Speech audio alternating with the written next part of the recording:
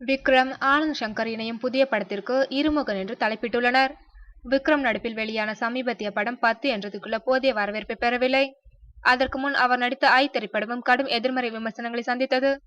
கட்டாயம் ஒரு ஹிட் படம் கொடுத்தாக வேண்டிய கட்டாயத்தில் உள்ளார் விக்ரம். எனவே அரிமான் நம்பி படம் தந்த ஆனந்த் சங்கருடன் தற்போது கைகோர்த்துள்ளார்.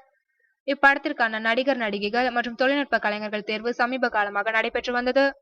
இதில் விக்ரமிற்கு ஜோடியாக நயன்தாரா, நித்யா மேனன் ஆகியோர் நடிக்க ஒப்பந்தமாகியுள்ளனர். இதையடுத்து ஹாரிஸ் ஜெயராஜ் இசையமைப்பாளராகவும், ஆர் டி ராஜசேகர் ஒளிப்பதிவாளராகவும் ஒப்பந்தமாகியுள்ளார்.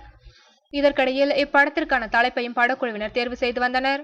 ஏகப்பட்ட தலைப்புகளை யோசித்து வந்தவர்கள் தற்போது இருமுகன் என்று தலைப்பு வைத்துள்ளனர். இந்த தலைப்புடன் இப்படத்தின் ஃபர்ஸ்ட் லுக் போஸ்டர்கள் வெளியிடப்பட்டுள்ளது குறிப்பிடத்தக்கது.